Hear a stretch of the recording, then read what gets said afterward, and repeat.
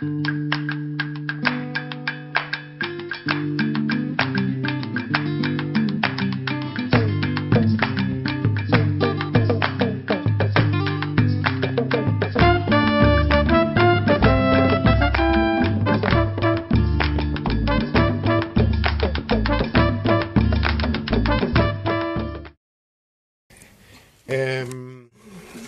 Juan de la Cruz, ustedes no sé si han leído para esto, han leído el texto del poema de La noche oscura del alma. Ustedes habrán visto quizá que es un poema que parece muy sencillo, muy llano, ¿no? Y lo es, pero además es muy complejo. Está cargado de símbolos, cargado de significaciones que, bueno, a ver, la edición de obras completas de San Juan de la Cruz, yo tengo una que compré allá en Ávila, son algo así como 800 páginas, y si uno fuese a juntar los poemas de él, los tres poemas mayores, principales, que es el de La noche oscura, el cántico espiritual y el llama de amor viva, más lo que escribió antes, lo que escribió por ahí en el medio, serían 100 páginas. Entonces, ¿qué son las otras 700 páginas? Ustedes piensan que San Juan nació en 1541, creo que fue, 42 y murió en 1591. Se vivió el tiempo suficiente para hacer una de las obras más maravillosas de la literatura universal. Los españoles, quizás por esa suerte de gracia jactanciosa que tienen, dicen que es el príncipe de las letras hispánicas. Yo creo que sí, pero que además es un príncipe de la poesía universal, sin ningún lugar a dudas. Educado por jesuitas, fue fundador, se inscribió dentro de la orden de los carmelitas descalzos. Esto de calzados descalzos no era por el tema de con qué cubrían sus pies o con qué los descubrían. En sentido metafórico, calzados quiere decir con plata y descalzos sin plata. Las monjas carmelitas calzadas, por ejemplo, entraban al convento con todas sus sirvientas, con todo su corte, digamos, cercana. Eran señoras que ya estaban arrepentidas de todo lo que habían hecho o no, y decidían, o quizás expulsadas por sus hijos y nietos, decidían terminar sus días de monjas rodeadas de las comodidades que habían gozado en vida. Señoras ricas, señoras calzadas.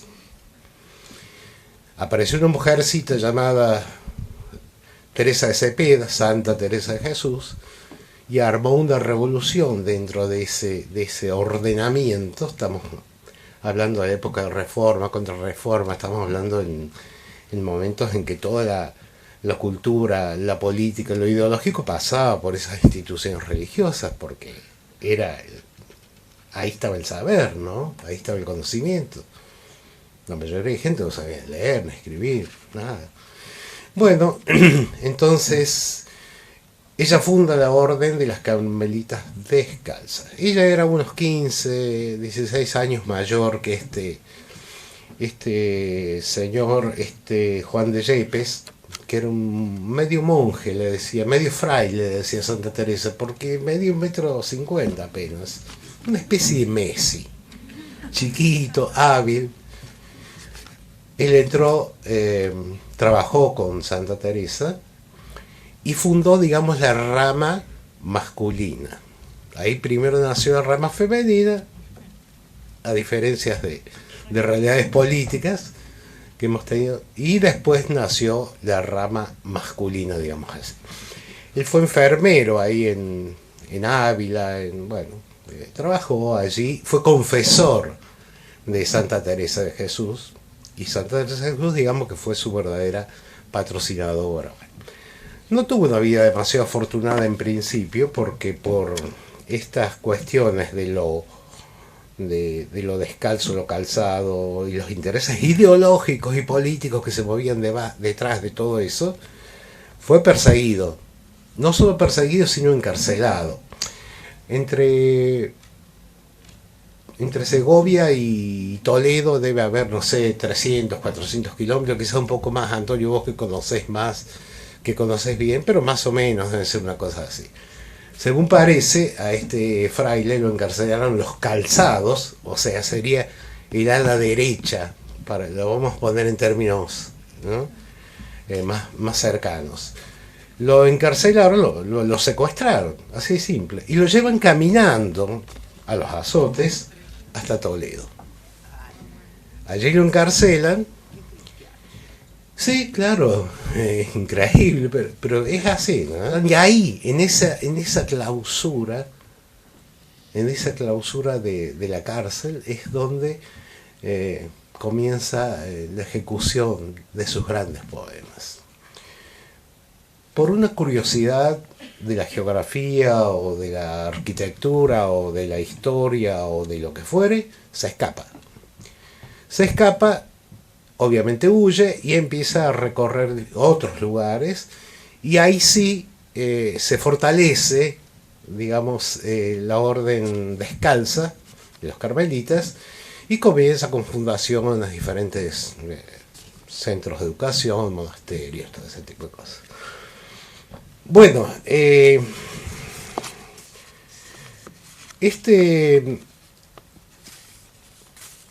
medio fraile, como decía Santa Teresa, va a ser el encargado de hacer unas obras, como decía recién, más espléndidas que se haya podido realizar. Las obras principales de él son La noche oscura del alma, El cántico y La llama de amor viva. Pero toda la poesía de él él lo que hizo básicamente fue transcribir, y esto como concepto general, transcribir, trasladar, lo vamos a decir así, trasladar los cánticos, por ejemplo, en el caso del cántico espiritual, los cánticos de Rey Salomón, trasladarlos a lo místico, no a lo religioso. Ya vamos a hablar un poquito de eso, a lo místico. A ver, muy sin saber demasiado el tema, pero ¿cómo podríamos distinguir básicamente lo religioso de lo místico? No son iguales.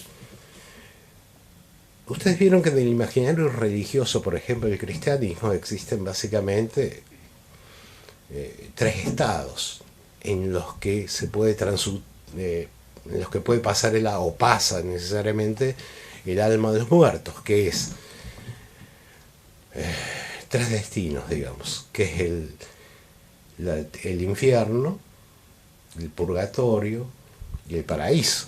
En base a esa estructura está la gran, enorme obra de la literatura medieval y de la literatura universal, que es la Divina Comedia de Dante Alighieri. ¿Y qué pasa con el paraíso, por ejemplo? El paraíso es un estado básicamente de contemplación. Los místicos, en particular San Juan, nos habla de tres estados, pero que es el estado o la etapa de lo purgativo, luego de lo iluminativo y luego de lo que se unifica, de lo unitivo. O sea, el místico no pretende contemplar, pretende ser parte de lo divino. Ya esto nos plantea un acto de una total desmesura. Ellos plantean ser parte de ese Dios al que están invocando. O sea, no se quedan en la mera contemplación, que sería un destino lógico dentro de cualquier teoría religiosa, digamos. Lo místico va un poco más allá.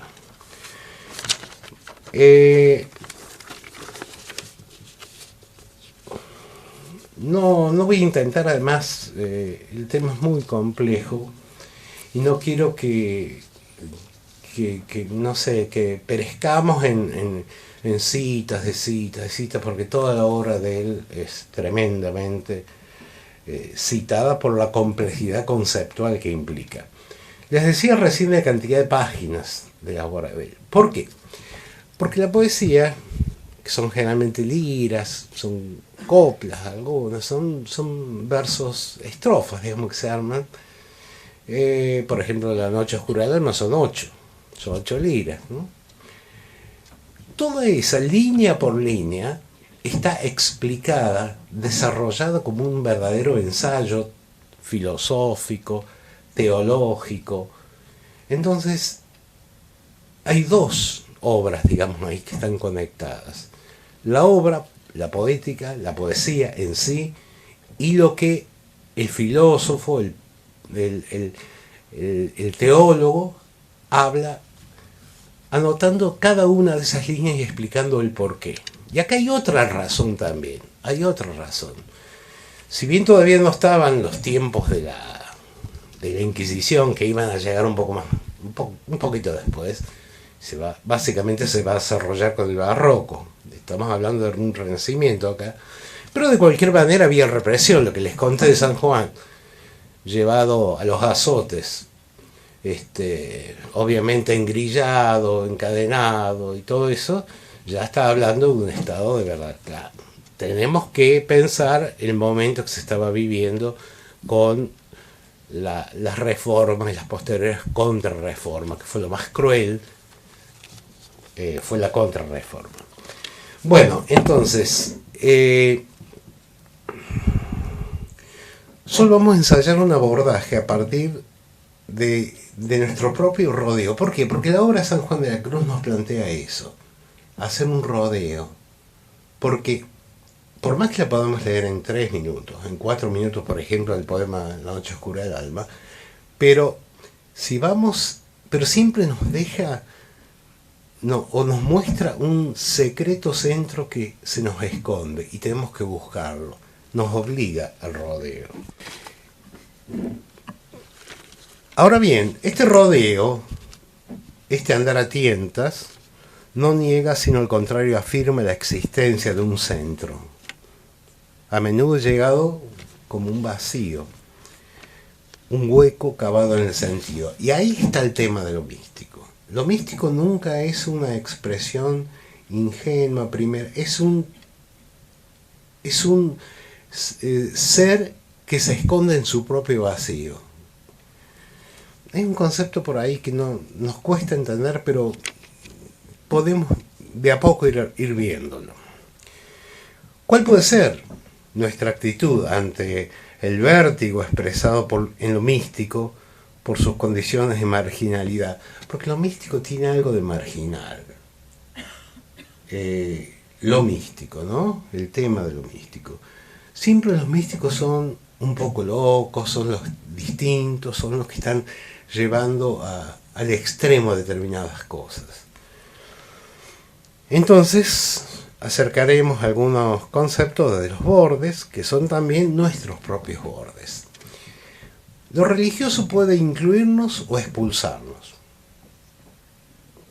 Eso, ¿por qué? Porque lo religioso no deja de ser un código, no deja de ser un algo que podemos compartir o no, pero que no deja de ser ajeno a nuestra interioridad. En cambio, lo místico nos implica de otra manera. Lo místico, el concepto de lo místico nos, digamos así, exige otro tipo de compromisos.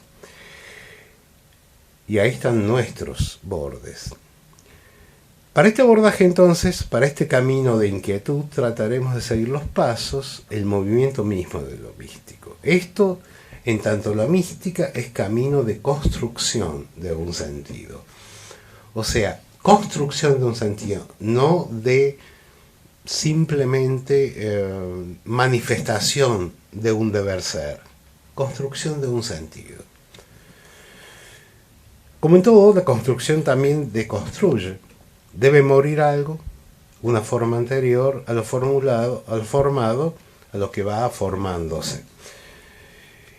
Ante esta aparición, ante esta fenomenología, digamos así, de lo místico, reparemos los dos enunciados de Wittgenstein, ese gran filósofo lógico que, bueno, tuvo una incidencia decisiva en el pensamiento del siglo XX.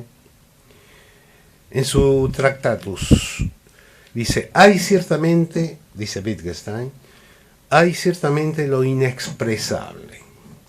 Lo que se muestra a sí mismo, esto es lo místico, lo inexpresable, lo inefable. Vamos. Y hay otro enunciado de Wittgenstein que dice, sentir el mundo como un todo limitado es lo místico. Sentir el mundo como un todo limitado. ¿Es acaso más hermético este concepto? Ideas estas que podemos relacionar con dos elementos que tienen que ver profundamente con lo místico. El tema de la inefabilidad y el de lo limitado del mundo. ¿Cómo expresar lo inexpresable? ¿Cómo sacudirnos la limitación clausurada por lo real? Wittgenstein, que había comenzado su Tractatus, el libro al que estamos haciendo referencia, con la proposición de que el mundo es todo lo que acaece, o sea, el ser es lo que es, más o menos, lo cierra con una estremecedora proposición final. El final. Porque ese libro de Wittgenstein está ordenado siguiendo sistemas decimales, con cláusulas que se van incorporando. Es un libro, un verdadero tratado y muestra de lógica, que, bueno, es una maravilla, pero también tiene una dificultad enorme si no seguimos ese pensamiento al que él nos va llevando. Lo cierra con una estremecedora proposición, decimos, que termina diciendo el libro, de lo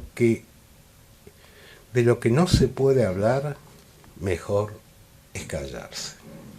Y ahí está la inefabilidad, la imposibilidad final de enunciar ese centro que yo les decía, siempre se va a ocultar en el tema de lo místico, siempre se nos va a escapar.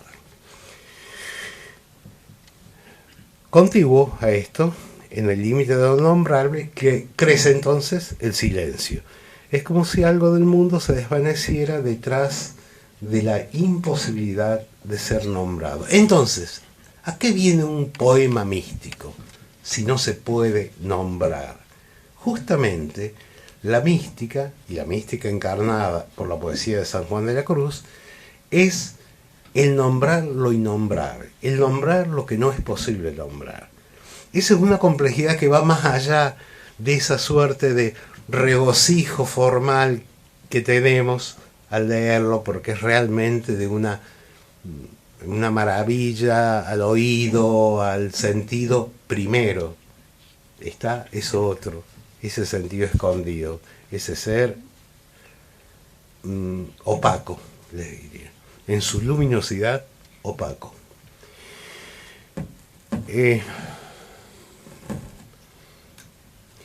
Esta aparente limitación del lenguaje, es decir, del pensamiento como enunciado, tiene forma estructurada de discurso, y dados sus límites, es en los bordes de ese discurso donde se abre un espacio de tensión final que no podría o no podrá ser cabalmente nombrado ni cabalmente comprendido.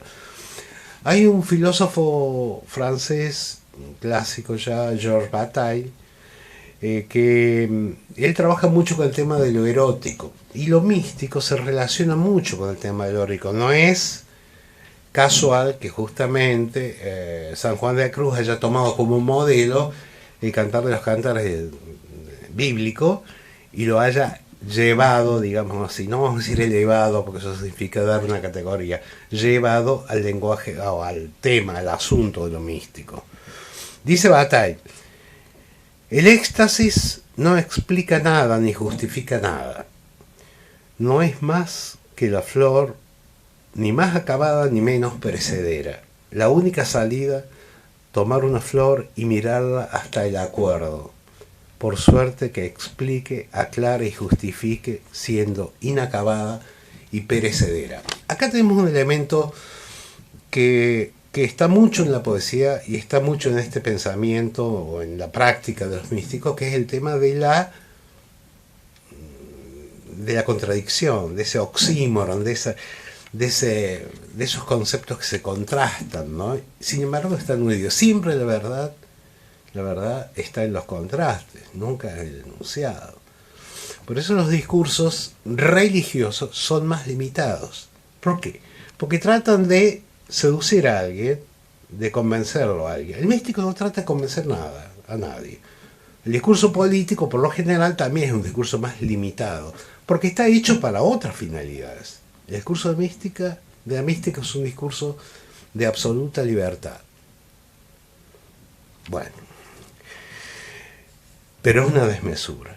La desmesura del acto místico le plantea a sí mismo que habita al sujeto el contacto y la fusión del alma, de su alma, con la divinidad. Para ello debe desprenderse de todo lo oscuro y sensible, de todo lo inteligible, entendiendo lo inteligible como una limitación y no como un sentido positivo, ¿no?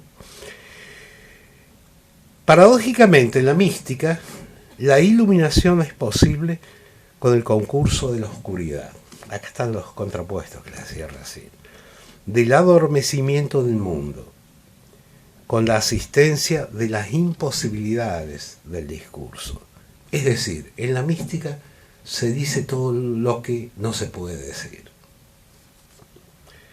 El objeto del místico es el objeto de su éxtasis, que es éxtasis, estar fuera de sí, estar en un estado absolutamente exaltado, pero consciente, consciente. La razón es ese estar fuera de sí, la razón para el místico. Y ese objeto desgarra como un filo de navaja, corta, como dice Bataille. Escapar al mundo limitado es un impulso original del místico. Es escapar al discurso. Es decir, es escapar del discurso y acceder a otro discurso, porque también el místico forma un discurso. Escapar a la horizontalidad de la razón, al lenguaje estructurado en sintagmas que antecede al hombre y le hacen ver las distancias entre lo alto y lo bajo, lo oscuro y lo claro, el rostro y su reflejo. Yendo entonces de los bordes al centro, el místico se acerca al hueco del conocimiento y allí en ese vacío encontrará a Dios. No es el Dios de la religión, es el Dios del éxtasis, es el Dios del ser absoluto. Este Dios no castiga, este Dios es el sí mismo. Entonces, para el místico, acercarse a ese Dios es acercarse a un Dios interior. Los místicos, por ejemplo, concretamente Sor Teresa, ¿cómo es? Teresa de Ávila, Santa Teresa de Ávila y San Juan también, y después muchos seguidores o gente que estaba en el tema de la Reforma, propugnaban la confesión como un diálogo con lo divino, pero no en voz alta, sino era una confesión interior, era una cuestión que iba hacia adentro. Los poderes religiosos, ¿qué pasa? No sabían qué pensaba el otro. Entonces actuaba la parte policial, digamos así. Y bueno, eso fue uno de los temas, de los enormes temas de la Reforma. O sea, la falta absoluta de libertad para el conocimiento con el otro, para encontrarse con un otro que es en definitiva un sí mismo. Entonces, de pronto, algunos sentirían de esas órdenes, de ese orden de lo religioso, sentirían que la clientela se escapaba. Bueno, la confesión. Confesión, fíjese cómo se llama. Es el mismo término que utiliza la policía cuando quiere hacer confesar a alguien de algo. Casualidades. En el origen de ese movimiento de búsqueda está probablemente el malestar por el mundo, la negación de la temporalidad, la supresión de los sentidos. Suprimir los sentidos es suprimir los sentidos y el sentido del mundo. Tras esta purgación, tras esta vía purgativa de padecimiento del discurso, el alma podrá ir acercándose a Dios, hasta ser Dios ella misma, fusionada en el nuevo o en un nuevo llamado, buscado sentido. Sentido con mayúscula. La poética de San Juan de la Cruz, al menos en sus poemas mayores, en este caso estamos hablando de La Noche Oscura, sigue ese proceso nacido tras la negación inicial de los sentidos del mundo. Los sentidos del mundo son en definitiva los sentidos impuestos por el mundo, para acceder a un momento final de descanso en el goce. Ojo con la palabra goce, que actualmente en nuestra contemporaneidad tiene, sobre todo en las cuestiones psicoanalíticas y demás, tiene un concepto distinto, digamos así. El goce en este caso no es un goce a partir del sufrimiento, sino un goce a partir de la superación de los caminos y la adquisición de un estado superior, ¿no? O sea, no estamos hablando del goce lacaniano acá, estamos hablando del goce en el sentido que podía tener para esta gente. La cesación del oleaje del yo en el calmo mar del todo. A ver, veamos algunos aspectos de La Noche Oscura del Alma, poema redactado en la cárcel conventual de Toledo, donde lo tenían confinado los carmelitas calzados, quienes, según testimonios, que nunca fueron desmentidos, o sea, es probable que haya sido así, le hacían ayunar muchos días a pan y agua y le sacaban al refectorio los viernes y le daban disciplina de rueda, o sea, lo torturaban, de las cuales quedaba muy lastimado. Claro, habíamos dicho que San Juan era un hombre de 1,50 m y algo, quizás salió más alto de ahí, porque lo estiraba. Una de las torturas preferidas por esta gente era estirar, hacían a la gente más alta, por supuesto hasta que se desmembraban, y bueno. Eso está en las máquinas de tortura en España y en Italia también. Se ven unas magníficas exposiciones sobre ese tema. No se puede creer realmente, pero bueno. Bueno, y acá en América se hacía un poco con los caballos. Pensemos en Atahualpa, ¿no es cierto? Bueno, lo hacían los españoles, ejercían eso. Allí, en ese lugar, brotará La Noche Oscura, antecedente de esa creación cumbre, porque esta es una cumbre y la otra es otra cumbre. Lo que pasa es que la otra es como, que estoy hablando del cántico, que es como que tiene un alcance un poco más avanzado. Es Cántico, Noche Oscura y La Llama de Amor Viva son tres obras que realmente no debieran faltar en nadie. Bueno, ustedes se acuerdan, la han leído, pero si ustedes me permiten, vamos a recorrer, total son 8 liras nada más, y vamos a ir anotando algunas pequeñas cositas. Noche Oscura, canciones del alma que se goza, acá tenemos el concepto de goza, de haber llegado al alto estado de la perfección, que es la unión con Dios por el camino de la negación espiritual. Ese es el enunciado, digamos así, explicativo del autor.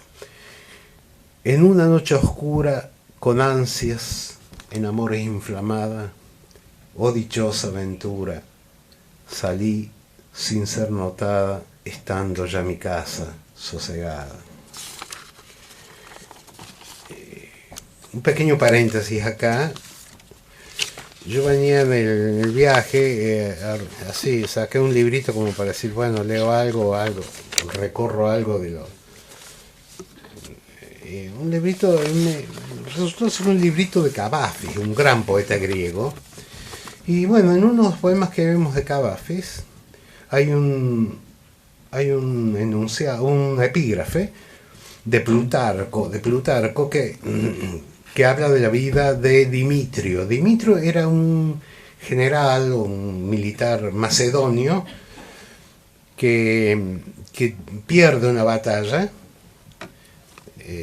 y cuando pierde la batalla se da cuenta que toda la gente que había estado con él hasta un momento antes lo abandona y se va con el triunfador. O sea, es un rey, era un general que era rey. Es un rey que, más que perder su corona, la abandona. Y dice Plutarco, no como rey, sino como un actor, se puso una capa gris en vez de la real, o sea, de la capa real, y se fue a escondidas. ¿A qué traigo esto? Que lo que dice San Juan acá, dice, en una noche oscura con ansias y lámparas inflamadas, oh dichosa aventura, salí sin ser notada. Es exactamente lo contrario.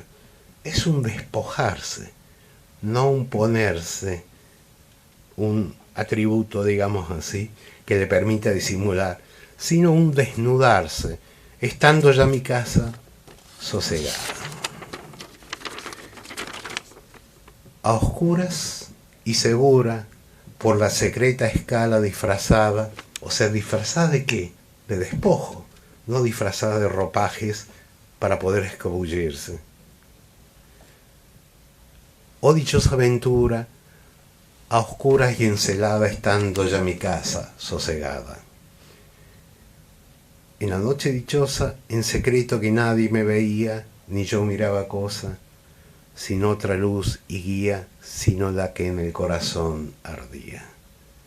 Aquesta, esa luz, me guiaba más cierto que la luz del mediodía, a donde me esperaba, quien yo bien me sabía, en parte, donde nadie parecía. Todo esto es la vía purgativa, o sea, ese primer momento de ir desdeñando los ropajes de lo real impuesto, de lo real visible, e ir buscando el propio rostro, o sea, en su propio adentro. Después vendrá la segunda etapa, que será la de, la primera es la vía, dijimos, purgativa, ahora viene la iluminativa, que es cuando, dijéramos, o digamos en términos contemporáneos, le cae el chip, digamos así. Oh noche que guiaste, oh noche amable más que la alborada, oh noche que juntaste amado con amada, amada en el amado transformada. Esto es maravilloso realmente. Porque claro, ahora lo leemos y decimos, bueno, esto lo podría escribir yo. No, primero que no podría escribirlo. Ninguno podremos. Pero aunque lo pudiéramos escribir, en realidad estamos copiando. El concepto este de la transformación en el ser del otro, en la profundidad del otro, es un concepto absolutamente nuevo que quedó definitivamente para la literatura, para la poesía mística. Y se usa en el tema de mística y se usa también en el tema de la erótica. Cuando estamos hablando de erotismo y no estamos hablando de mostración, de pornografía, ese es otro tema, es otro género, no está ni bien ni mal, es otro. En mi pecho florido, que entero para él solo se guardaba, allí quedó dormido y yo le regalaba y el ventalle de cedros aire daba. Ventalle es abanico, ¿no? El aire de la almena, el aire de la almena, cuando yo sus cabellos esparcía, con su mano serena en mi cuello hería y todos mis sentidos suspendía. Fíjense qué relación hay acá con el tema de lo amatorio, ¿no? Qué relación profunda. Y ahí viene la última lira, la última estrofa, digamos. Ante todo eso, ante esa herida en los sentidos, ante esa situación, ¿qué hace el alma? O sea, el principio pasivo que se convierte en activo en la medida que se va asumiendo al ser del otro. Quedéme y olvidéme. El rostro recliné sobre el amado, cesó todo y dejéme dejando mi cuidado entre las azucenas, olvidado. Bueno, no quiero agotarlos, simplemente voy a hacer alguna pequeña anotación más. Creo que lo más importante que nos puede dar esto es la lectura, ¿no? Bueno, entonces, en la vía purgativa, en ese segundo momento, inquieta y deseosa, el alma escapa disfrazada, decíamos, cubierta ante las aristas rigurosas del mundo. Es el tema de la salida de la noche hacia el espacio que todo lo cubre, noche oscura de la purgación o depurgación espiritual, suprema creación simbólica del poeta. Para llegar a la luz solamente es posible atravesando la noche oscura de los sentidos. La noche es un símbolo que está permanentemente en la poesía de San Juan de la Cruz y en la de otros místicos. El caso de Teresa, de Santa Teresa, ella básicamente trabaja con el tema místico en las moradas, que es una prosa fantástica, pero en la poesía de la concreción mayor es sin duda la de este hombre. Con la salida entra el alma a escena. El tema de la salida y el elemento nocturno, ámbito que las hace posible, conforman el tema mayor de la evasión. Es en esa noche donde aparecerá la llama guiando sus pasos. Cuando dice, aquesta, habla de la llama, me guiaba más cierto que la ley del mediodía, a donde me esperaba quien yo bien me sabía, en parte donde nadie parecía.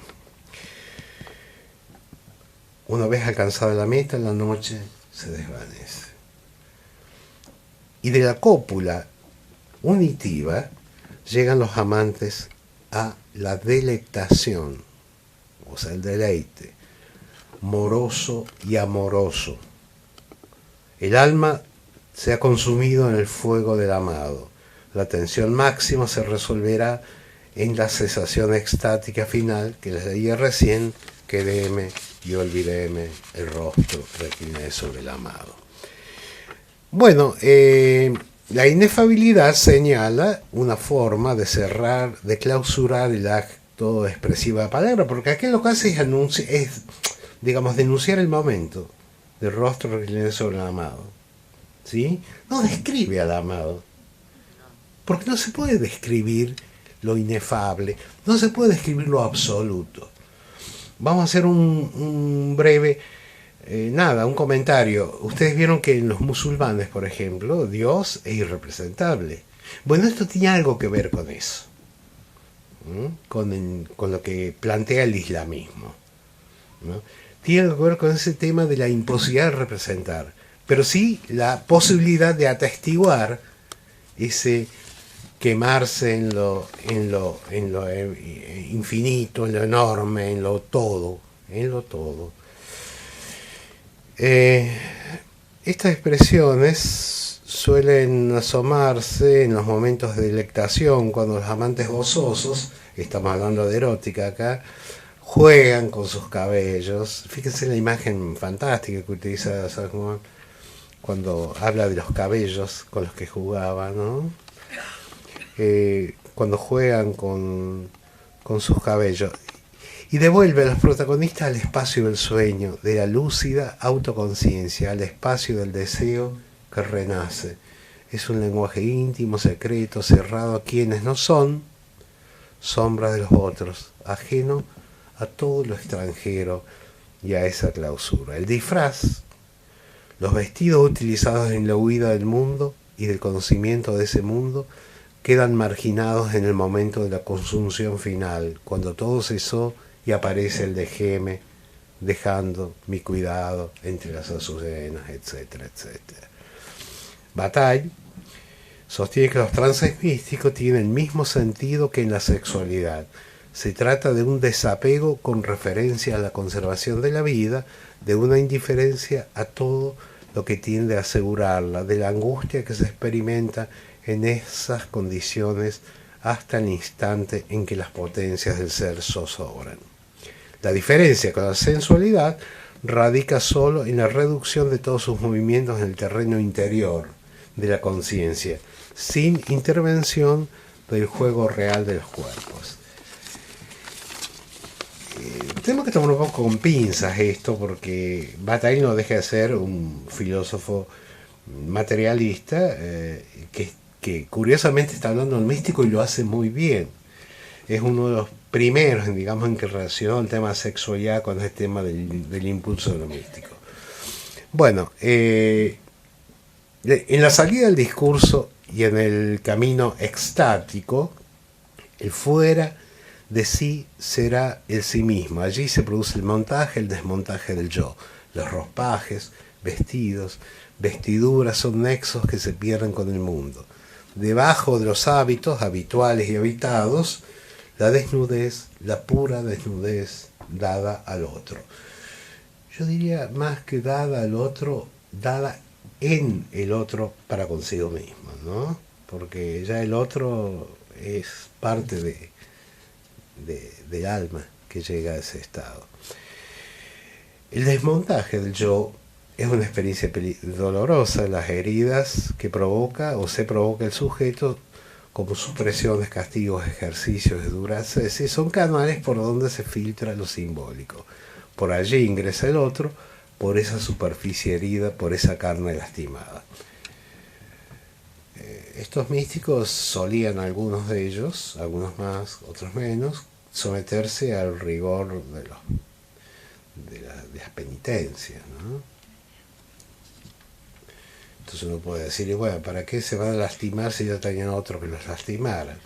Bueno, pero era la época, era así. Es entendible que haya un cierto rigor, pero es muy terrible eso de pensar que hace falta la herida, la autoflagelación. En algunos casos se daba y mucho de eso. Por esa superficie herida ingresa el otro, por esa carne lastimada. Dios entra en la casa de muros rajados y crea en el habitante de la casa la sed, el anhelo, su deseo de ser en él, al reparo de los males del mundo. Lo divino se filtra con una ligera viscosidad cercana a la de la muerte. Claro, porque no puede haber encuentro con un otro, ser un otro, si no hay una muerte anterior.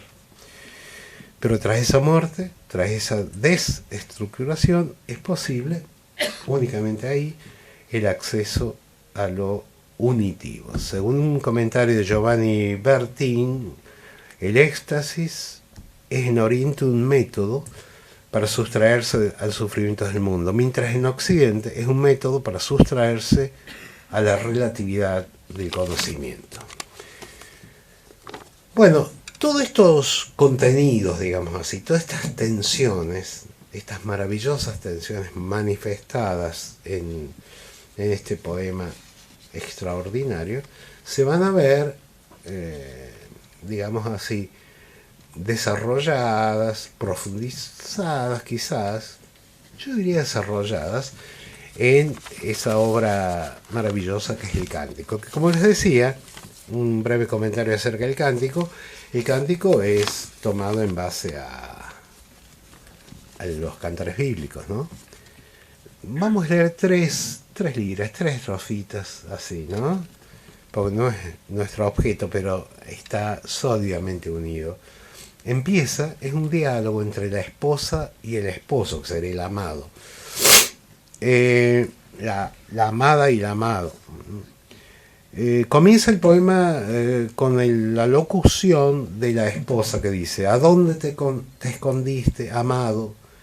Y me dejaste con gemido, como el ciervo huiste, habiéndome herido, salí tras ti clamando, y eras ido. Bueno, en la noche oscura del alma son 8 liras, 8 estrofas, digamos. Acá en el Cántico son, en una versión 39, en otra 40, o sea, un poema bastante más extenso. Bueno, y acá viene un momento en que la esposa dice: oh bosques y espesuras plantadas por la mano del amado, oh prado de verduras, de flores, esmaltado, decid si por vosotros ha pasado. Acá hay más dramatización. Está el alma, o sea, la esposa, buscando, preguntando por el amado, husmeando ante la ausencia de ese amado, que por supuesto va a aparecer. En un momento aparece la voz del esposo que dice: vuélvete, paloma, que el ciervo vulnerado por el otero asoma, al aire de tu vuelo y fresco toma. Y ahí la esposa aparece en una suerte de éxtasis,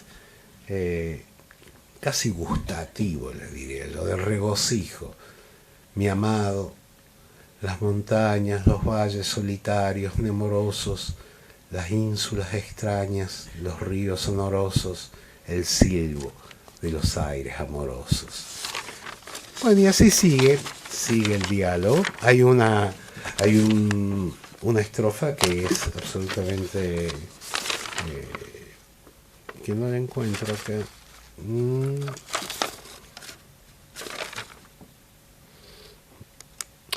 A ver.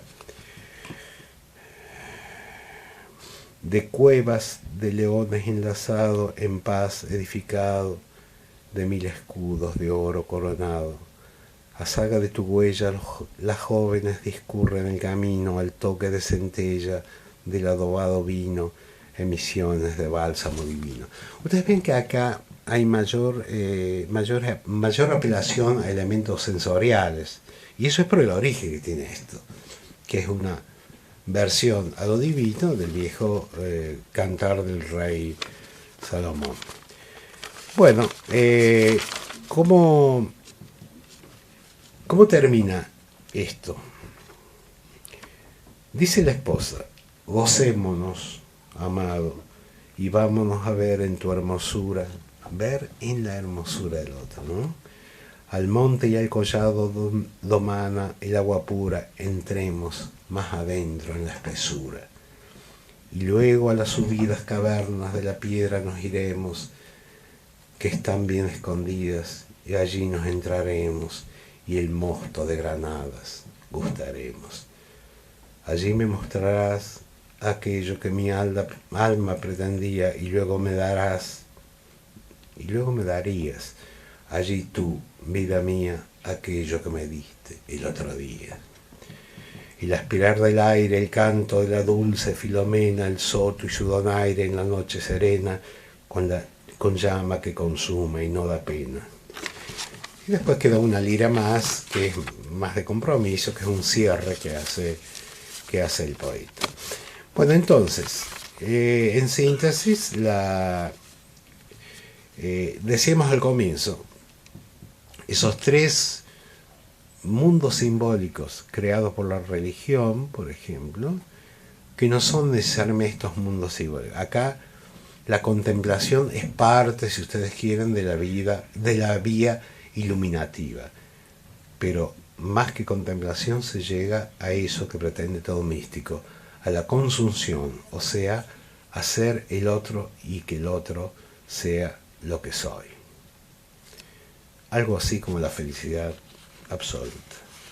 Bueno, eso es todo lo que tengo. No sé si quieren hacer alguna pregunta o algún planteo o algún no me gusta, como si estuviéramos en Facebook.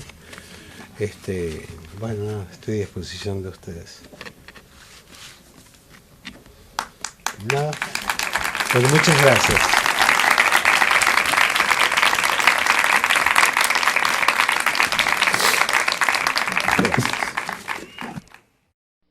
Gracias.